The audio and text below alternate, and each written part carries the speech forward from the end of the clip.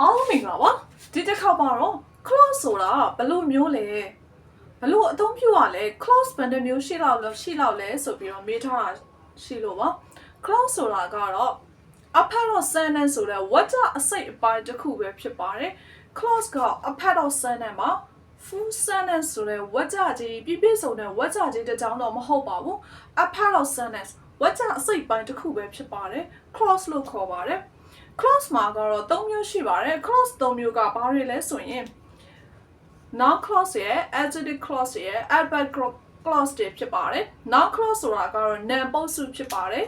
adjective clause ကတော့နာမဝိသေသနာပုတ်စုဖြစ်ပါတယ် adverb clause ကတော့ကရိယာဝိသေသနာပုတ်စုဖြစ်ပါတယ် clause ဆိုတာလည်းအခြေရောက် phrase လိုပါပဲ phrase မှာလည်း3မျိုးရှိတယ်လို့ clause ကလည်း3မျိုးရှိပါတယ်သို့ပေမဲ့ phrase နဲ့ clause နဲ့ကတော့မတူပါဘူးခွဲပုံခွဲနည်းလဲကွာပါတယ် clause က noun clause မှာဆိုရင်ဘယ်လိုမျိုးက noun clause လဲဆိုလို့ရှိရင်အဲ့ဒီ clause က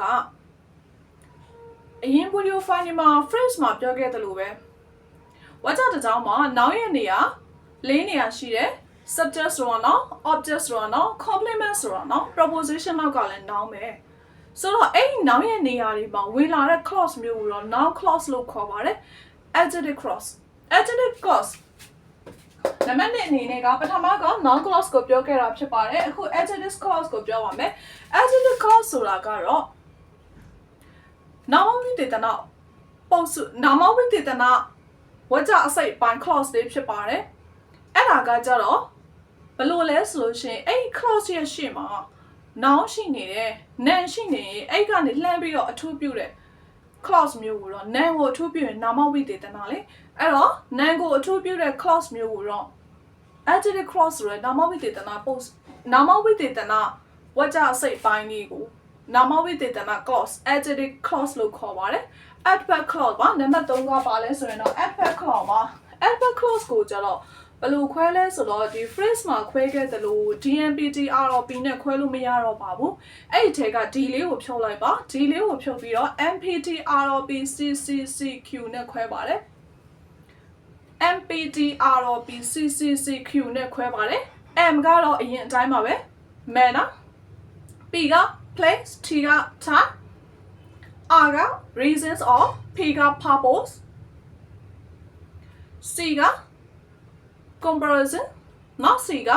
contrast နောက်တစ်ခုက conditional နောက်2ကကြတော့ qualification ဆိုပြီးတော့ဖြစ်ပါတယ် DM MPT RP CCCQ နဲ့ခွဲပါတယ်အဲ့ဒါဘာကိုခွဲလဲဆိုရင် adverb clause ကိုခွဲတာပါဒါကြောင့် clause ဆိုတာကလည်း phrase လိုပဲ၃မျိုးရှိပါတယ် clause ဆိုတာကဝါကျအစိတ်အပိုင်းကိုပြောတာပါ a part of sentence when က noun clause adjective clause adverb clause ဆိုပြီးတော့၃မျိုးရှိပါတယ်ဒါဆိုရင်ဒီ clause ဆိုတဲ့သင်ခန်းစာလေးကိုနားလည်မယ်လို့ထင်ပါတယ်